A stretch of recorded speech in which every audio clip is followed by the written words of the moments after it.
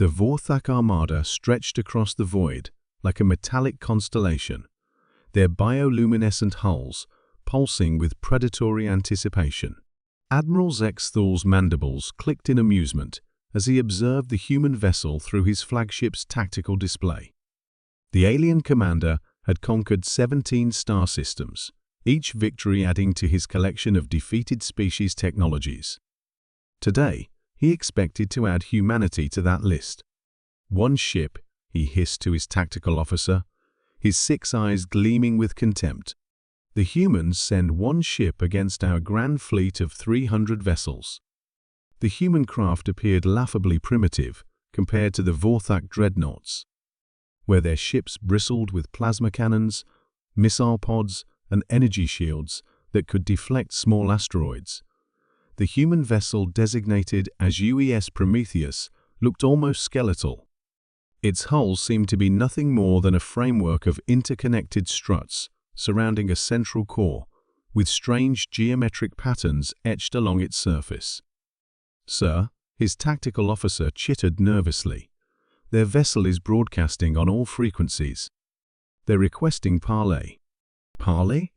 Zexthal's laughter was a sound like grinding metal. "After they've refused our generous offer of servitude, let them speak their final words."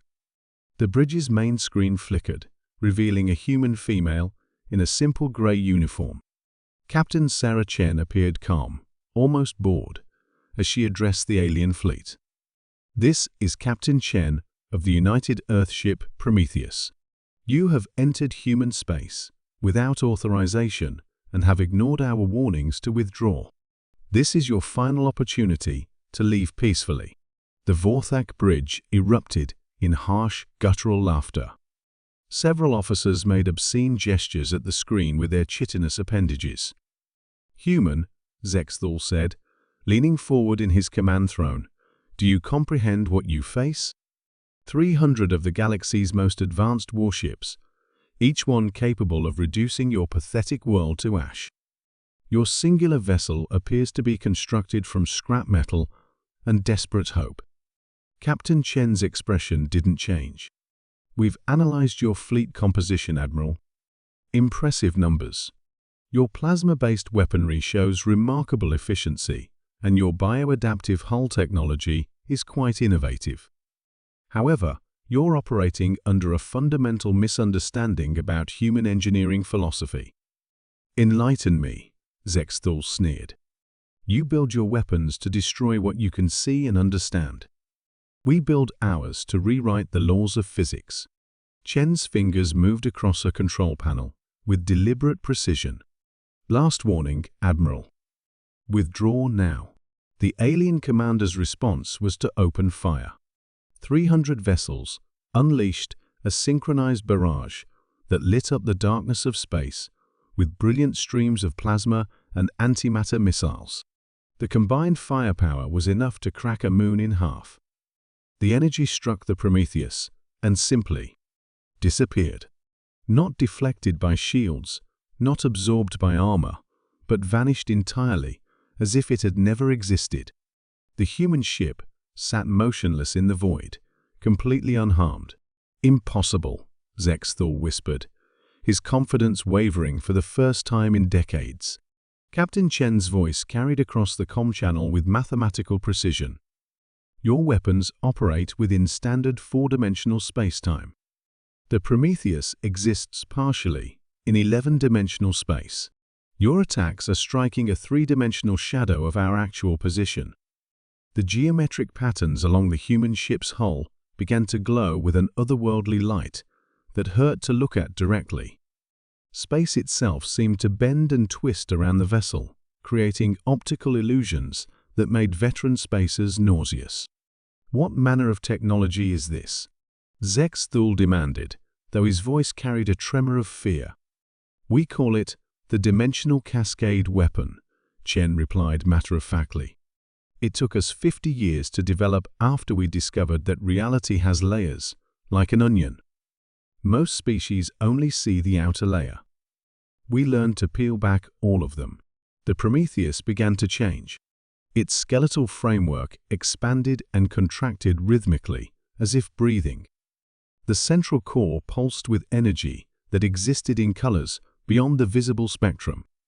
Mathematical equations appeared in the space around the ship, not projected, but actually written into the fabric of reality itself.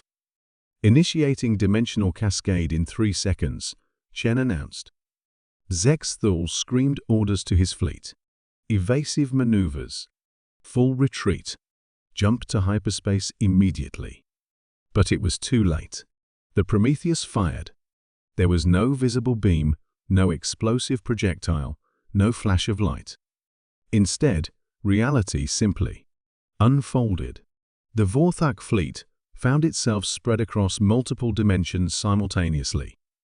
Ships that had been solid matter became probability clouds. Crews experienced their entire lifespans in a single instant, while also never having been born.